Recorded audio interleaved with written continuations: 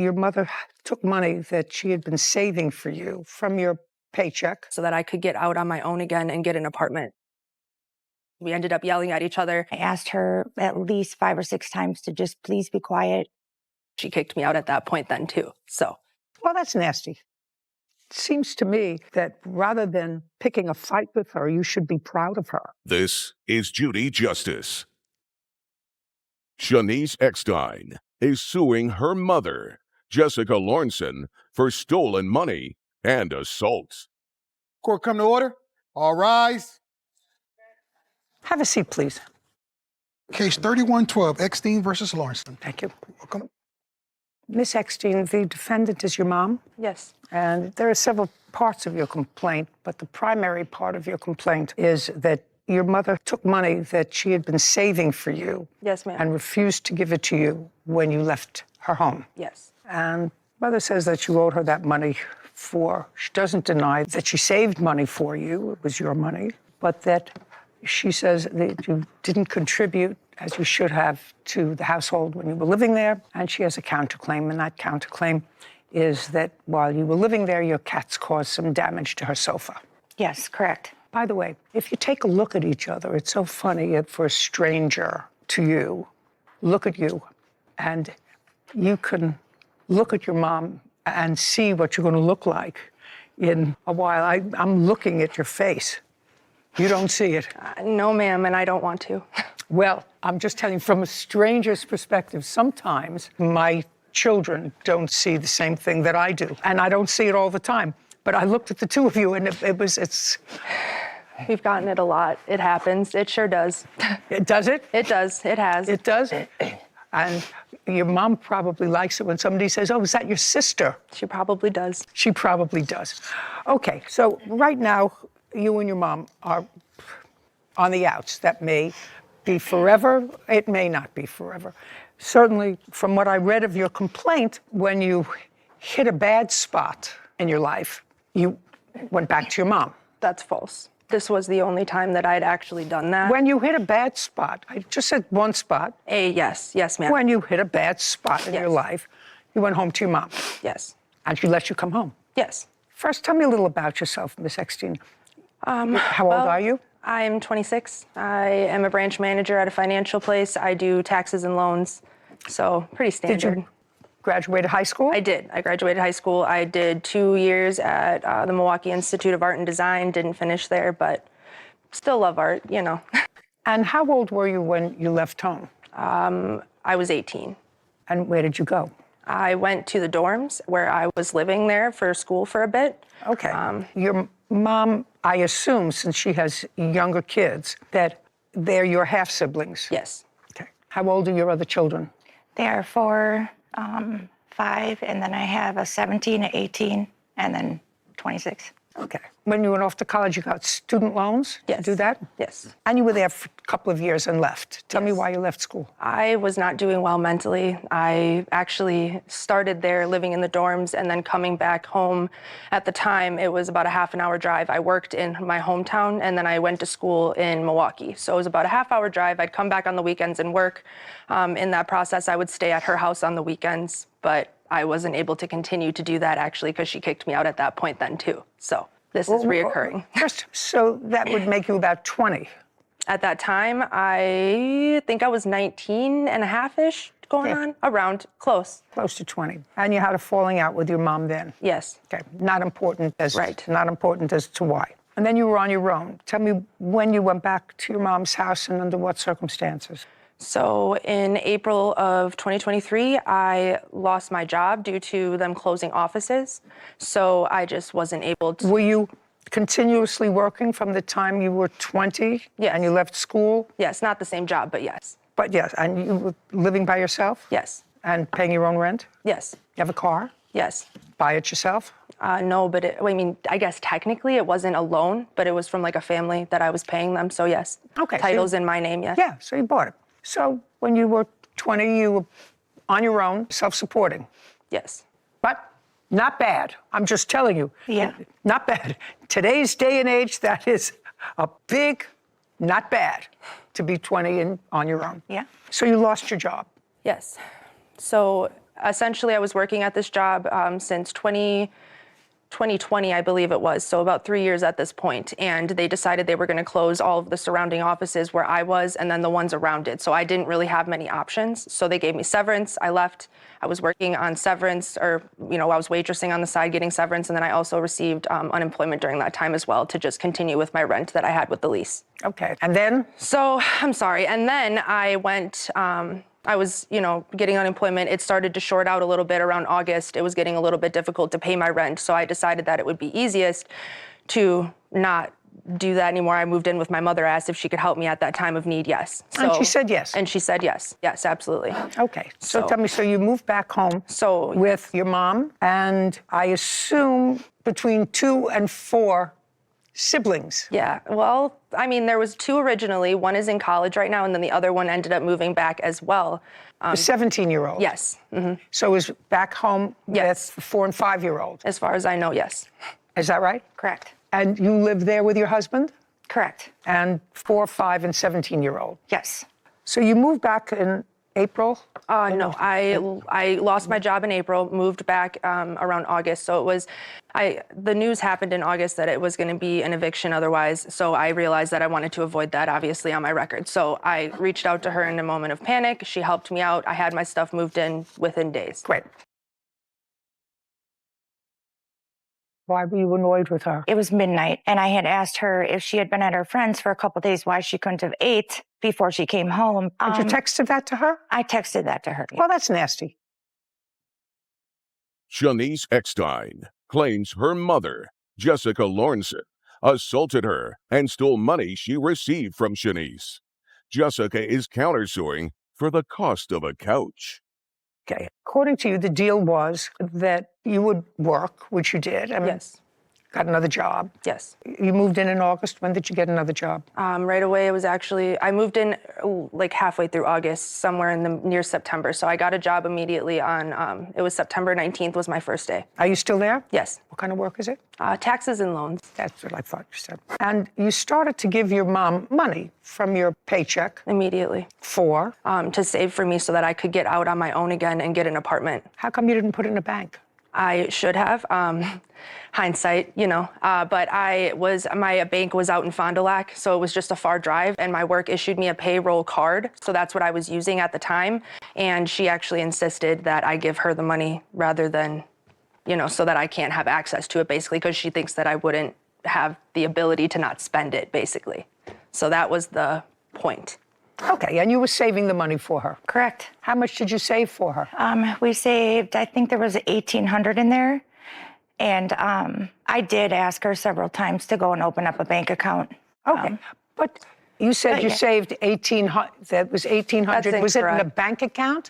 No, I had it set aside in an envelope that said Shanice's savings on it. So it's somewhere between $1,800 and $2,500. I have it actually in my evidence. I have all my pay stubs, and then I also have all of my bank statements showing when I pulled money out. That all add up to $2,600. And then I also have my, there was also like a note that I kept in my phone to save every time that I pulled out and gave her money so that I could keep track of it. So. Okay. Do you have any documentation of how much money she gave you? It was written on an envelope at home. I don't have But that. the answer is no. No. Okay. So I'd like to see Yes, ma'am. Give me 1 second. from your phone. That would be most helpful. I don't have it on my phone. It's right here. So this is the beginning of it. This is the savings. And then throughout, you'll get the bank statements first. And then right after, immediately, is all of my pay stubs.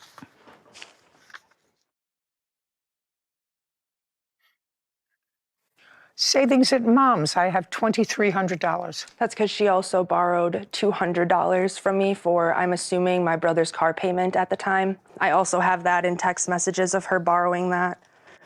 Well, let me see the text Yes, message ma'am. back, please.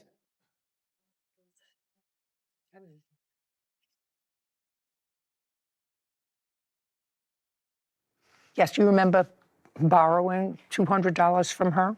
So I had asked her, yes. Yes, you remember that? Yes. Okay. That's $2,500. Okay. Then there came a time when you had a problem. Yes. Tell me when that was. I left her house on the night of, it was November 24th. I came back on November 25th around 11:30. I went out to see some friends in Fond du Lac. So she actually sent me with some plates for Thanksgiving to give to my friends. So everything was all cordial and fine at the time of me leaving on Friday night. Came back on Saturday night, and initially it started with a text message I sent my brother. I asked him if he wanted to split a pizza. I was coming home, just to hang out with him. He told me he wasn't home. So I texted my mother and I asked her where's Joe? And she told me that he was out with friends, whatever, but she was being very short with me. There's just very short responses. I was asking her if she had a problem. She said no. I said, okay. So I got home and she had an attitude with me still. So I addressed it. I said, what's the problem? And it ended up raising voices. We ended up yelling at each other. Okay. Yes. So stop. So tell me what happened. Why were you annoyed with her? So in the text messages, I had asked her, it was midnight, and I had asked her if she had been at her friend's for a couple days, why she couldn't have ate before she came home, because we had the little one sleeping and my significant other sleeps out in the living room because of just sleeping arrangements with the little kids. And I asked her that, and she said, I don't know what your problem is. And then when she got home, it just turned into something more. I don't understand what you're... May I say something? Just a second. Yes, ma'am. I'm not following you. So she texted me and asked where Joe was. She left on a Friday. Yep. To go up to Fond du Lac. And she was coming home on Saturday. Correct. What time? She texted me, it was about 11:30, saying that she was about 15 minutes out. 11:30 in the evening. Correct. So she gave you a heads up that she was out. She had her own key, right? Correct. Yes. Yes. So that's fine. Yes. And then she said she was hungry. Mm-hmm. Is that right? Correct. Okay, so she said she was hungry, and your response was, why didn't you eat with your friends? Mm-hmm. Because why you want to eat when you come home? Yeah, my boyfriend does get up at 4:30 in the morning, and she knows that. So I just thought it was like, why couldn't this be taken care of before you came home instead of at midnight? Because it kind of disrupts the house, I guess. You must have had a bad day with somebody that day. That's not something that I would actually say to one of my children. I'm just letting you know. Well, right. I'm just letting you know. You might have just had a bad day. Who was this? This is my mother-in-law, Diane. I mean, she had somebody who was responsible. She texted you that she was coming home. She clearly knew that you would be up if she texted you, because you probably stay up late. Right. And sometimes more than I used to get. I'm on my way home 15 minutes out. What? I would say, what kind of medication are you on? Telling me 26 years old and tell me. We've just had talks before, about just the times of arriving at home and, with the kids sleeping and Josh in the living room. It was just, I think, more of just a respect thing. That was all. But not a big deal. No. Doesn't sound like a big deal to me. Mm-hmm. So then what happened when she got home? So she came in the house and she said, when she opened up the door. No, look at me. When she opened up the door, she said, what's your problem when she first walked in? Well, what had you responded to her? Had you said to her, why didn't you eat with your friends? Had you texted that to her? I texted that to her. Yeah. Well, that's nasty. Okay. So she came in, then she said, what's your problem? Mm-hmm. And then? And she kept getting louder, and I asked her at least 5 or 6 times to just please be quiet. The little ones were sleeping. Is that the way it went? I mean... That is the way it went. You keep your fingers crossed that your 17, 18, 4 and 5-year-olds turn out as articulately and independently as your 26-year-old. Rather than picking a fight with her, you should be proud of her. Shanice Eckstein is accusing her mother, Jessica Lornson, of stealing her money while they live together. Jessica is countersuing, claiming Shanice's cats ruined her couch. Okay. She was getting louder because you were saying what? She just kept saying, what's your problem? What's your problem? Why are you angry? Like, what's your problem? And it kept getting louder, and I asked. And what did you answer? Just a second. So what did she ask what your problem was? Because it was a curt sort of text. And what did you respond to her? I just asked her to lower her tone at first, and it just kept escalating and escalating. No, but did you answer her? I did not. Why? Because I answered her in the text message. That's all. That's incorrect. What did you? I just said, why can't you eat before you come home? I know it's just a second. Well, that I know, but now she's home, and she says to you, "What's your problem?" I just think it's just how she approached me. That's all, ma'am. I don't. Had you had a fight with your boyfriend? No, we actually get along really well. Okay, and then it escalated. Is that right? Yes. And you left. Yes. Well, actually, I would like to also mention that they were both awake in the kitchen, or I'm sorry, in the living room watching TV when I got home. They were both still awake, actually. Both your mom and her boyfriend? Yes, both my mom and her boyfriend were awake. The kids were sleeping, but they were out in the living room with the dogs and everything. Everyone was hanging out. That's the setting. And I would also like to note that my 17-year-old brother was also out and not even returned home yet, was driving her car at the time. I came back at a reasonable time, let her know with my own car. So that's setting the scene, clearing that up. Is there anything that your daughter just said that is Yes, Josh inaccurate? was actually sleeping on the couch until she came in the first, like when it started getting loud, he woke up. She said he was out. No, my son was out. My 17-year-old Your was out 17-year-old Correct. was out. Where was he? at a friend's. He was hanging out Was he there. coming home?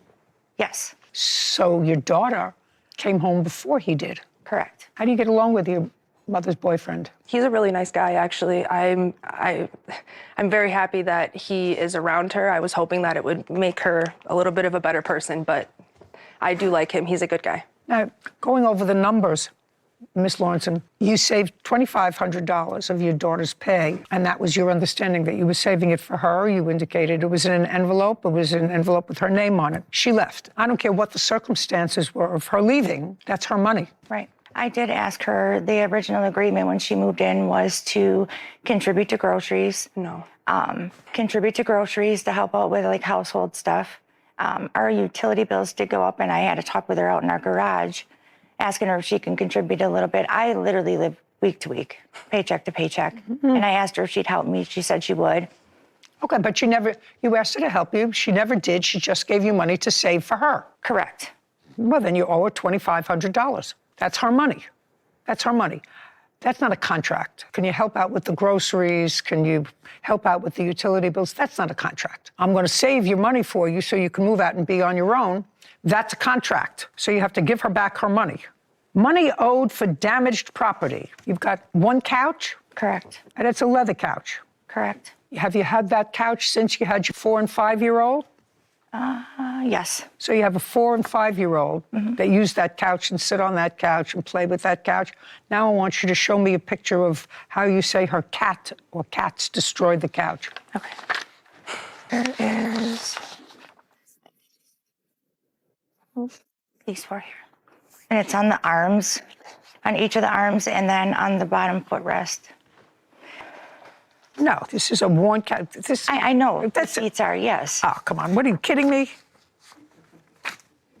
Miss Lawrenson, all I can do is suggest to you that you keep your fingers crossed that your 17, 18, 4- and 5-year-olds turn out as articulately and independently as your 26-year-old.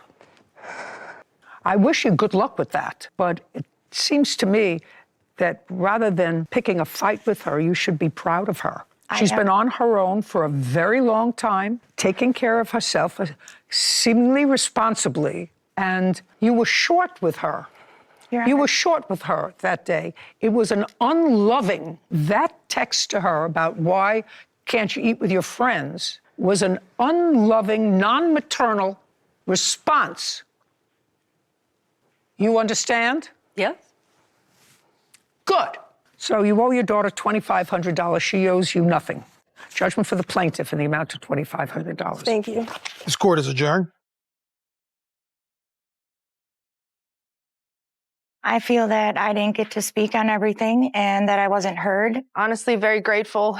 I was honest in my statement and had all my evidence. Just very grateful and ready to be done with all of this. Wiping my slate clean, absolutely done. Just if she would have read all like the details that I had with the dates, the times, just things that Shanice and I have been through in the past. Probably one of the hardest things that I've ever done, but I had to do it. So we did it and we're here and I'm done. She owes me more money, $500 for an electric bill that she never paid me. She never loaned me any money in the first place, so she's holding on to something that doesn't exist, and that's unfortunate for her. It hurts. It does. Because it's been a long time coming. It's been years of her putting me down and just being the thing that stands in my way of my full potential, and I don't know what the reason is. I don't want nothing to do with her. Finally, I had to just stop because I have a life to live. I've given it a lot of thought. I hope she lives the best life she can. Now she's burned her bridges. I hope I never have to cross paths with her again. I was really impressed by that young woman. Yeah. Seemed like she had it all figured out from a pretty young age, responsible, taking care of herself. Paid her rent, bought a car, Yeah. paid it off, texted her mother, I'm on the road, I'll be home in 15 minutes. Yeah. Overly accommodating and understanding. It's just unfortunate. I know she probably all she wanted was her mother to acknowledge all of those things as positives, you know, and having a daughter that accomplished that much at such a young age. Yeah. I'd want my parents to acknowledge and celebrate that, and I feel like she didn't get that, unfortunately. Yeah. Sad. Yeah. At least she got her money back, though. Judge Judy. Facts about her career and long-running show, Judge Judy, is one of the most successful and recognizable courtroom television shows in American history. Presided over by the formidable and sharp-witted Judith Sheindlin. The show ran for 25 years and became a cultural phenomenon. Below is a detailed look at her career and the legacy of the long-running series. Early life and legal career of Judith Sheindlin Bear, becoming a television icon. Judith Sheindlin had an accomplished legal career. Born October 21, 1942, in Brooklyn, New York. Education. She earned her law degree from New York Law School in 1965. Prosecutor career. She began working as a family court prosecutor in the 1970s. Judge appointment. In 1982, she was appointed as a judge in the New York Family Court by then-Mayor Ed Koch. Supervising judge by 1986. She became supervising judge of the Manhattan Family Court. Judge Sheindlin became known for her no-nonsense approach, efficiency, and sharp tongue traits that would later define her television persona. How Judge Judy began her television career began unexpectedly in 1993. She was featured in a profile in the Los Angeles Times. The article caught the attention of television producers. She was later featured on 60 Minutes, which significantly boosted her national recognition. In 1996, Judge Judy premiered in first-run syndication. It quickly became a ratings hit. Format of the show followed a simple yet compelling structure. Real small claims disputes, usually under $5,000. Real litigants, plaintiffs and defendants, binding arbitration instead of an actual court ruling. Fast-paced proceedings, cases often resolved within 15 to 20 minutes. Unlike traditional court, litigants agreed to arbitration, and awards were paid from a production fund rather than by the losing party. Judge Judy became famous for her impatience with dishonesty, cutting off long explanations, memorable one-liners, strong emphasis on personal responsibility. Ratings and popularity, Judge Judy dominated daytime television for decades. It was the highest-rated courtroom show for many years. Frequently outperformed talk shows hosted by major celebrities. Averaged millions of daily viewers at its peak. Had strong appeal among older audiences, but attracted a broad demographic. For over a decade, it was the top-rated syndicated daytime program in the United States. Historic salary and contract deals, Judge Judy became one of the highest-paid personalities on television. In 2015, she signed a contract reportedly worth $47 million per year. She consistently ranked among the highest-earning TV hosts in the world.